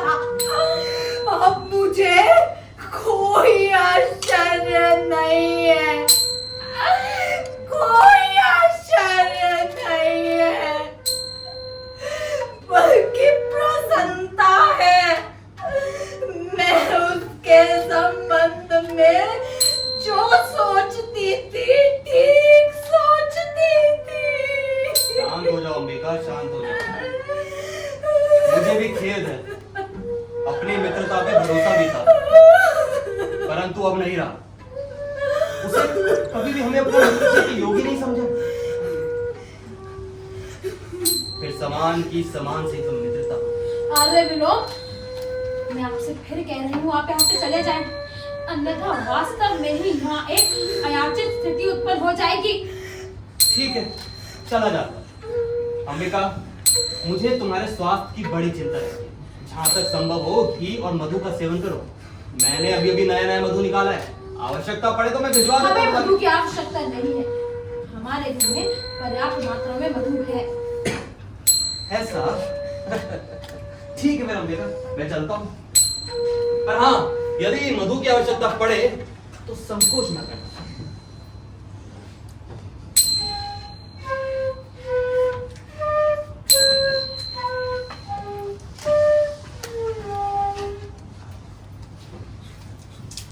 मल्लिका,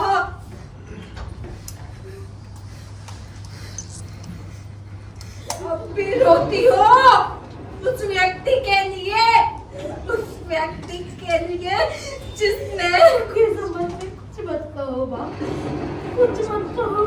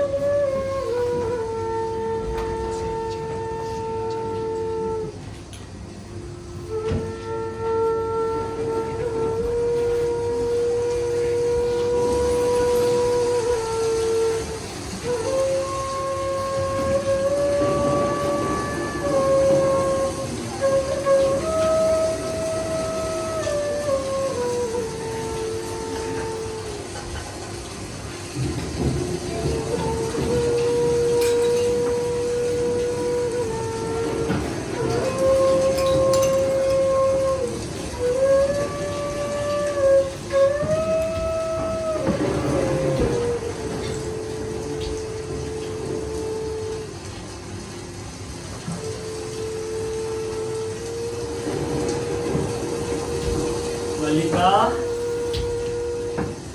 मल्लिका, कौन है? मैं हूँ मातुल। देखो वर्षा है मातुल की क्या दौलती। अरे मातुल, आप ऐसी वर्षा में? वर्षा से बचने के लिए तुम्हारे घर के सिवा कोई शरण नहीं। सोचा जो हो, इस मातुल के लिए आज भी तुम वही मल्लिका।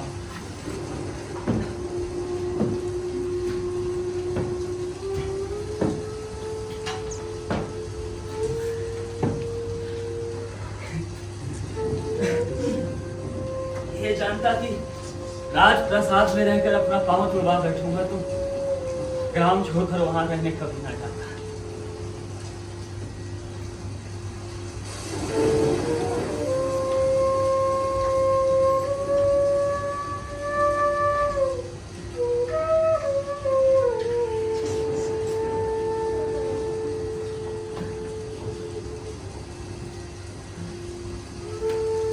तुमने घर की क्या अवस्था कर रखी है मल्लिका? कश्मीर का कुछ समाचार सुना? मैं हर समय घर में ही रहती हूँ, कहीं का भी समाचार कैसे सुन सकती हूँ? मैंने सुना है, विश्वास नहीं होता, परंतु होता भी है। ये राजनीति में कुछ भी असंभव नहीं है। जितना संभव है कि ऐसा ना हो, उतना ही संभव है कि ऐसा हो, और ये भी संभव है कि जो हो वो ना हो। परंतु समाचार क्या है? समाचार ये है कि सम्राट का निधन हो गया है। कश्मीर में विद्रोही शक्तियां सिर उठा रही हैं। वहां से आए राहत सैनिक का कहना है कि कालिदास ने कश्मीर छोड़ दिया है। उन्होंने कश्मीर छोड़ दिया है और अब पुनः उज्जैनी की ओर चले गए हैं। नहीं, उज्जैनी नहीं गया। वहां के लोगों का मानना है कि उसने संन्यास ले लिया है, काशी चला गया है। मुझे विश्वास नहीं होता। उसका राजधानी में इतना मान है। अगर कश्मीर में रहना संभव नहीं था तो राजधानी चले आना चाहिए था। परंतु असंभव भी नहीं है। एक राजनीति और दूसरा कालिदास। मैं समझता हूं कि जो भी मैं समझ पाता हूं, सत्य सदा उसके लिए होता है।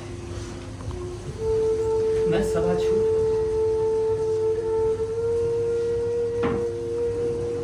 इससे अब तुम निष्कर्ष निकाल लो कि सत्य क्या हो सकता है। उसने संन्यास लिया है या नहीं लिया है। मैं समझता हूं कि उसने संन्यास नहीं लिया है, इसलिए सत्य यही होना चाहिए कि उसने संन्यास ले लिया है और काशी चला गया है। नहीं, ये सत्य नहीं हो सकता। मेरा हृदय इसे स्वीकार नहीं करता।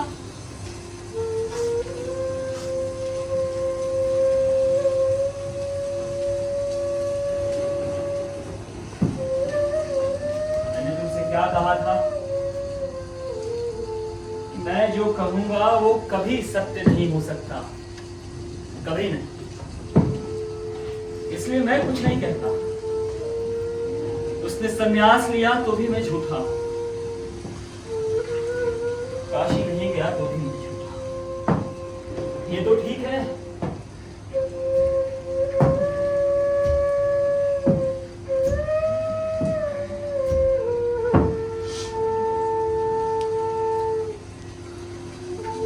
नहीं, तुम काशी नहीं गए। तुमने संन्यास नहीं लिया। मैंने इसीलिए तो तुमसे जाने के लिए नहीं कहा था। मैंने इसलिए भी नहीं कहा था कि तुम जाकर कहीं का शासन भार संभालो। फिर भी जब तुमने ऐसा किया तो मैंने तुम्हें शुभकामनाएं दी। यद्यपि तुमने मेरी वो शुभकामनाएं ग्रहण नहीं की।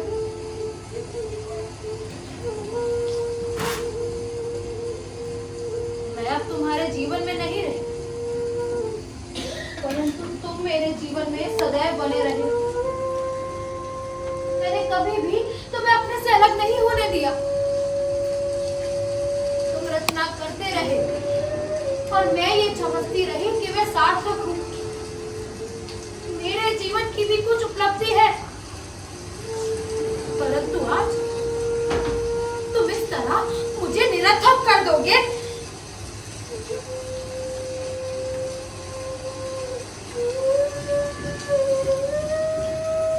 इस जीव को देखते हो, पहचान सकते हो। ये मल्लिका है जो अब धीरे धीरे बड़ी हो रही है और माँ के स्थान पर अब मैं इसकी देखभाल करती हूँ। ये मेरे आभाव की संतान है। जो भाव तुम थे वो दूसरा कोई और ना हो सका, परंतु आभाव के कोष्ठ में किसी दूसरे की जाने कितनी कितनी आवृत्तियां होते हैं। जानते हो,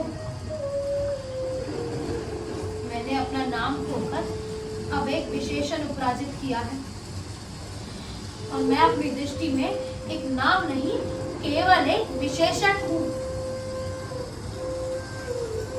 व्यवसायी कहते हैं उज्जैनी में अपवाद है, तुम्हारा बहुत सा समय वीरांगनाओं के सहवास में व्यतीत होता है, परंतु वीरांगना का क्या कभी ये रूप तुमने देखा है? आज मुझे पहचान सकते हो? मैं आज भी उसी तरह पर्वत शिखरों और मेघमालाओं को देखती हूँ। आज भी उसी तरह ऋतुसंहार और मेघदूत की पंक्तियों को पढ़ती हूँ। मैंने कभी भी अपने भाव का पोस्ट रिक्त नहीं होने दिया, परंतु मेरे अभाव की पीड़ा का क्या तुम अनुमान लगा सकते हो? परंतु मैंने ये सब सह लिया क्योंकि मैं टूटकर अनुभव कर रही थी कि तुम बन रहे हो। मैं तुम्हें अपने आप में न देखकर तुम्हें देखती थी, और आज ये सब सुन रही हूँ कि तुम सब कुछ छोड़कर संन्यास ले रहे हो। तटस्थ, उदासीन, मेरी सत्ता के बोध को इस तरह वंचित कर दोगे?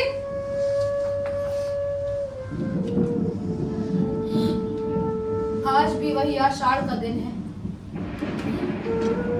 उसी तरह मेघ गरज रहे हैं, वैसी ही वर्षा हो रही है। मैं भी वही उसी घर में, परंतु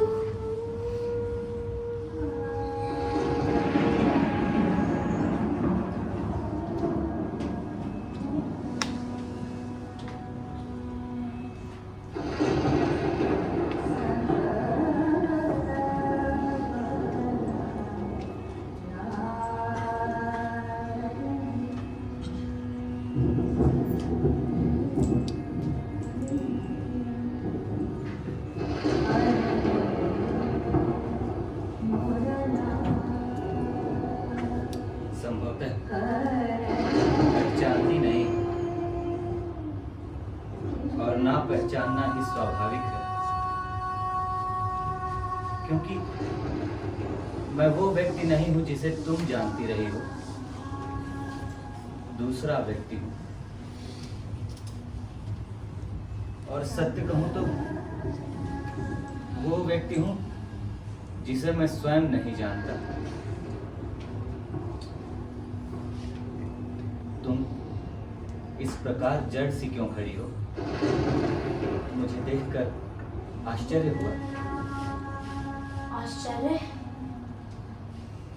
मुझे तो विश्वास ही नहीं हो रहा कि तुम हो, और मैं जो तुम्हें देख रही हूँ मैं ही हूँ।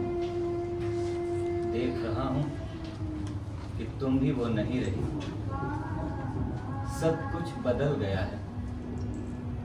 क्या संभव है परिवर्तन केवल मेरी दृष्टि में हुआ हो?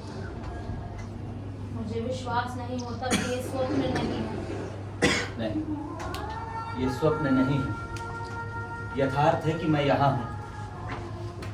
दिनों का थका टूटा हारा यहाँ आया हूँ कि एक बार यहाँ के यथार्थ को देख लूं।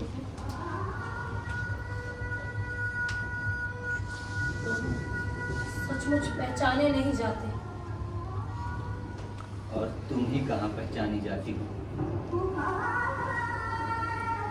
ये घर भी कितना बदल गया है। मैं आशा कर रहा था कि मैं जब कभी लौट कर आऊंगा यहाँ सब कुछ वैसा ही होगा, ज्यों का त्यों, यथास्थान। पर यहाँ कुछ भी तो यथास्थान नहीं है। तुमने सब कुछ बदल दिया, सभी कुछ बदल दिया। मैंने नहीं बदला। जानता हूं तुमने नहीं बदला, परंतु मल्लिका, मैंने ये कभी नहीं सोचा था कि ये घर भी मुझे अपरिचित लग सकता है, और तुम भी अपरिचित लग रही हो। इसीलिए कहता हूं कि संभव है कि दृश्य उतना नहीं बदला जितना कि मेरी दृष्टि बदल गई है। आर्य मातुल से आज ही पता चला कि तुमने कश्मीर छोड़ दिया है। हाँ, क्योंकि सत्ता और प्रभुता का मोह छूट गया। आज मैं उस सब से मुक्त हूं जो वर्षों से मुझे कसता रहा है। कश्मीर में लोग समझते हैं कि मैंने संन्यास ले लिया, परंतु मैंने संन्यास नहीं लिया। एक आकर्षण जो वर्षों से मुझे एक सूत्र की तरह खींचता रहा, जिसे तोड़कर मैं यहां से गया था। यहाँ की एक एक वस्तु के रूप और आकार का स्मरण है मुझे। कुंभ, कुशा, दीपक, गेरू की आकृतियां और तुम्हारी आंखें। जाते वक्त तुम्हारी आंखों का जो रूप मैंने देखा था वो आज तक मेरी स्मृति में अंकित है। मैं अपने आप को विश्वास दिलाता रहा कि मैं यहाँ कभी भी लौट कर आऊं, यहाँ सब कुछ वैसा ही होगा।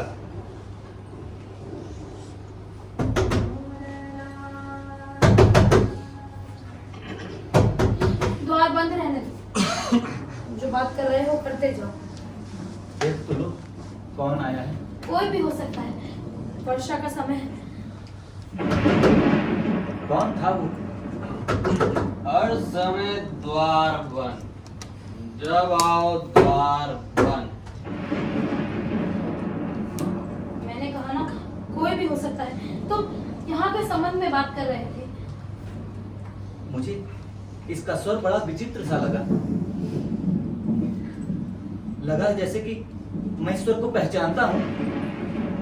यहाँ की हर वस्तु की तरह ये भी किसी परिचित स्वर का बदला हुआ रूप है। तुम थके हो, अस्वस्थ हो, बैठकर बात करो।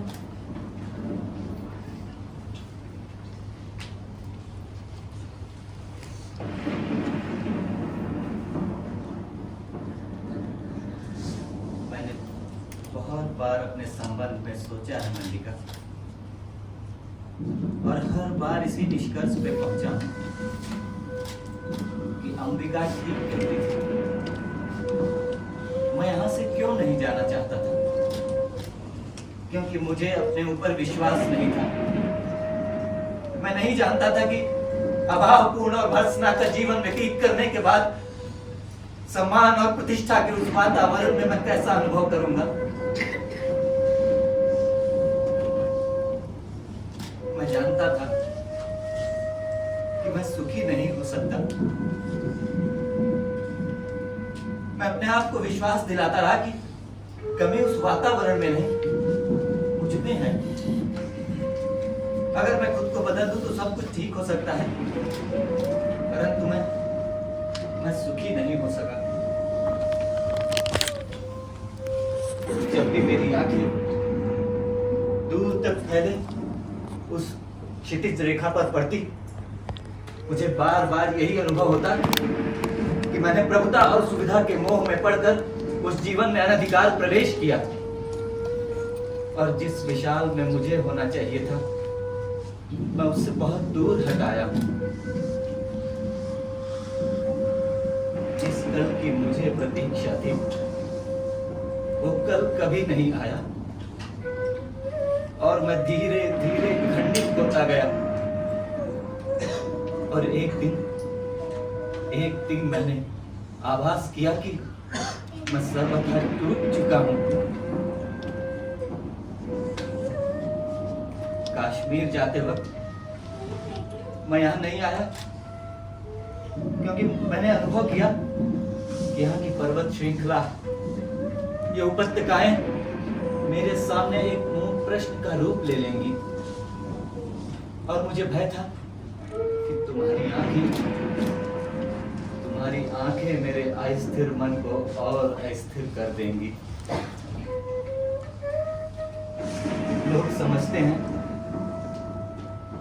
कि मैंने कश्मीर जाकर उस वातावरण में बहुत कुछ लिखा, परंतु मैं जानता हूं मैंने कुछ नहीं लिखा। जो कुछ भी मैंने लिखा यो यहीं के जीवन का संचय था। कुमार संभव की पृष्ठभूमि ये हिमालय और तपस्विनी उमा तुम हो। मेघदूत में यक्ष की पीड़ा मेरी पीड़ा है और विरह विमर्दिता यक्षिणी तुम हो। अभिज्ञान शकुंतलम में शकुंतला के रूप में तुम ही मेरे सामने थी। मैंने जब जब लिखने का प्रयत्न किया मेरे और तुम्हारे इतिहास को बार बार दोहराया और जब भी उससे हटकर लिखना चाहा रचना प्राण बहन नहीं हुई। रघुवंश में अच का विलाप मेरी ही वेदना की अभिव्यक्ति है और मैं चाहता था कि तुम ये सब पढ़ पाती, परंतु सूत्र कुछ इस तरह से टूटा था कि सूत्र कभी नहीं टूटा।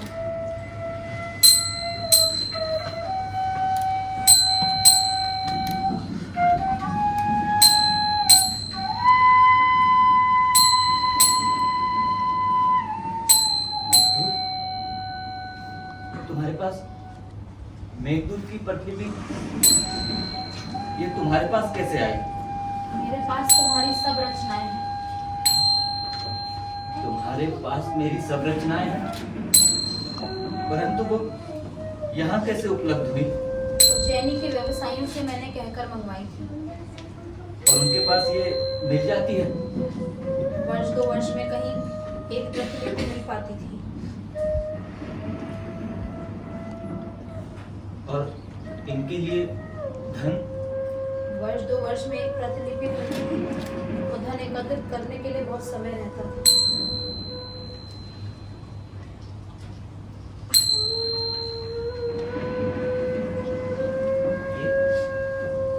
ये कौन सी प्रतिलिपि है? ये मेरी कौन सी रचना है?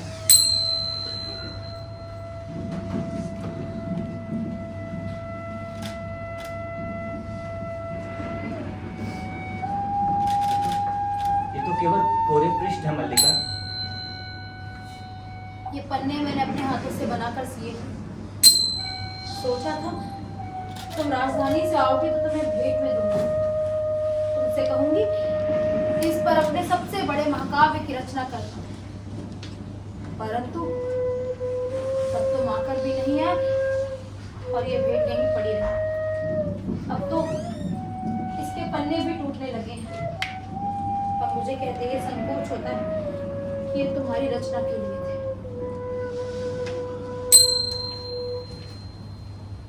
ये पृष्ठ तुमने अपने हाथों से बनाए थे कि मैं इन पर एक महाकाव्य की रचना करूं? स्थान स्थान पर इन पर पानी की बूंदें पड़ी हैं जो निसंदेह वर्षा की बूंदें नहीं हैं। तुमने अपनी आंखों से इन पर बहुत कुछ लिखा है मल्लिका, और आंखों से ही नहीं स्थान स्थान पर ये पृष्ठ श्वेत कणों से मैले हुए हैं। स्थान स्थान पर तुम्हारे नखों ने इन्हें छीला है, तुम्हारे दांतों ने इन्हें काटा है। ग्रीष्म के धूप के हल्के रंग, हेमंत की पत्र धूली और इस घर की सिलन, ये पृष्ठ अब कोरे कहाँ है मल्लिका? इन पर एक महाकाव्य की रचना हो चुकी है, एक अनंत सर्गों के महाकाव्य की।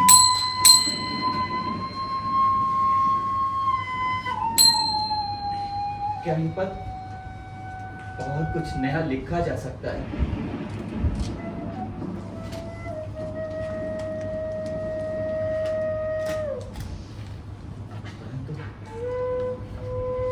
अभी तो जीवन शेष है, हम फिर से आज से आरंभ कर सकते हैं।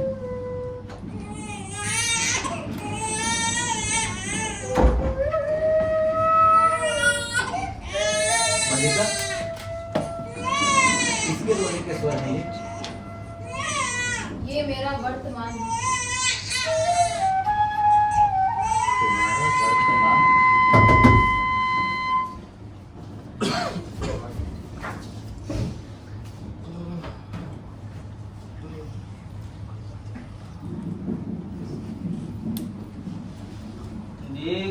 दिन में फिसले और फिसल के गिरे खाई में।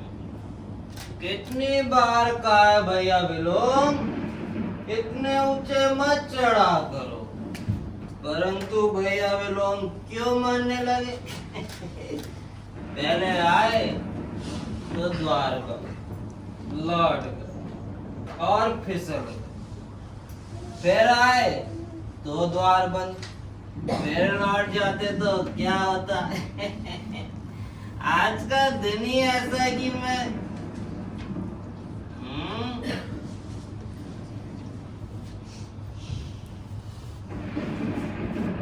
ना जाने आंखों को क्या हो गया। कभी परिचित आकृति भी बहुत अपरिचित लगती है और कभी अपरिचित आकृति भी बहुत परिचित।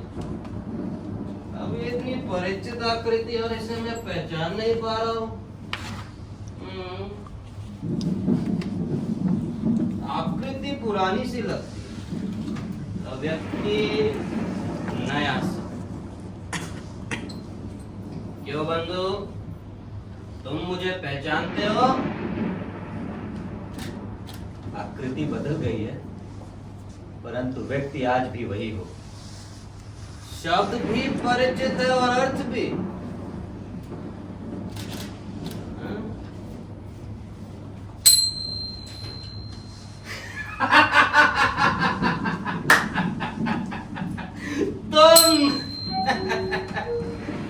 तुम हो। गिरने और चोट खाने का सारा कष्ट दूर हो गया। इतने वर्षों से तुमसे मिलने की लालसा थी, आज पूर्ण हो गई। गले नहीं मिलोगे? क्यों? मेरा ये शरीर मैला इसलिए या मुझी से घृणा है? परंतु इस तरह तुम्हारा और मेरा संबंध टूट नहीं सकता। तुमने कहा था ना कि हम दोनों एक दूसरे के बहुत निकट पड़ते हैं, कहा था ना? मैंने इतने वर्षों में उस निकटता में अंतर नहीं आने दिया।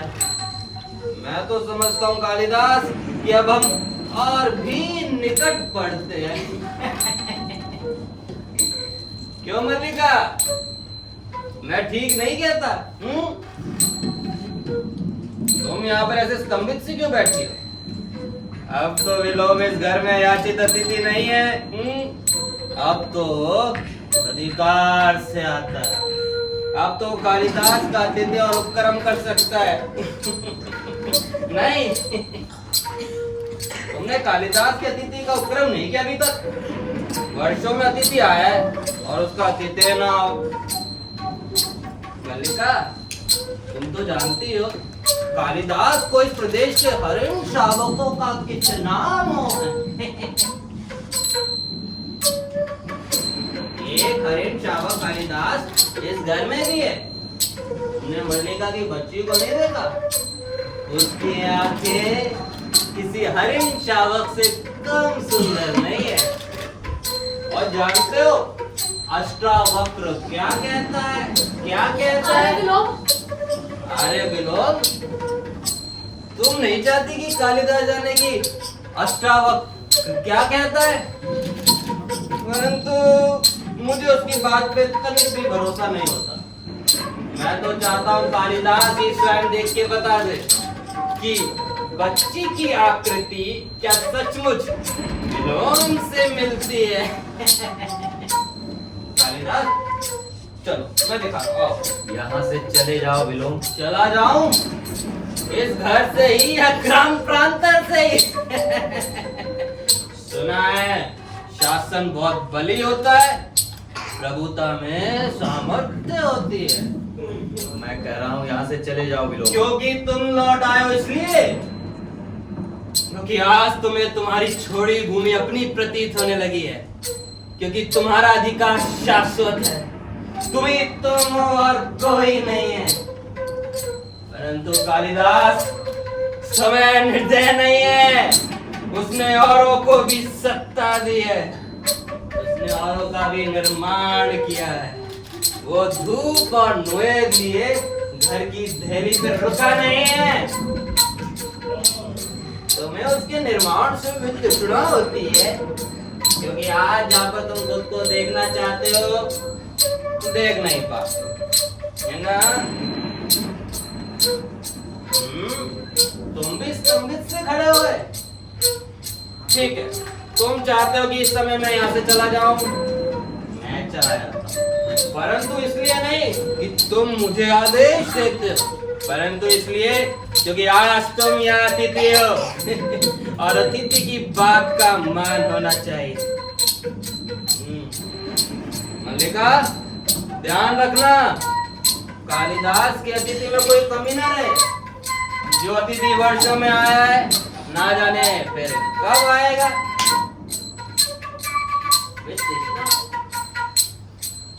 मल्लिका, अतिथि आया सब।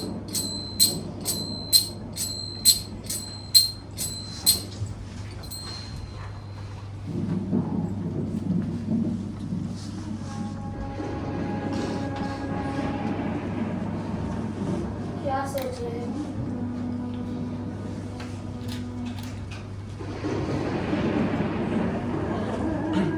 सोच रहा हूँ कि एक ऐसा ही आषाढ़ का दिन था वो, घाटी में ऐसे ही मेघ भरे हुए थे, असमय अंधेरा हो आया था और मैं एक आहत हरिण शावक को अपनी बाहों में लेकर यहाँ आया था और तुमने उसका उपचार किया था। और भी तो कुछ सोच रहे हो? और सोच रहा हूँ कि ये वही चेतना है जिसमें कंपन होती है, वही हृदय है जिसमें आवेश जागता है, परंतु इन कोरे पृष्ठों का महाकाव्य तब नहीं लिखा गया था मल्लिका। तुम कह रहे थे तुम व्यर्थ से आरंभ करना चाहते हो। मैं कह रहा था कि हम फिर से अर्थ से आरंभ कर सकते हैं। संभवतः इच्छा के साथ वो मन का द्वंद था, परंतु देख रहा हूं कि समय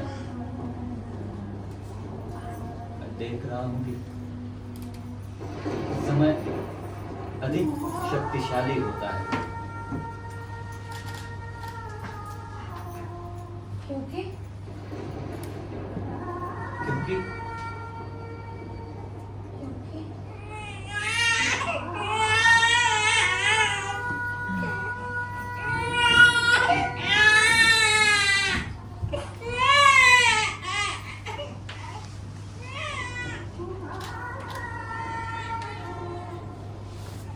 क्योंकि वो प्रतीक्षा नहीं करता।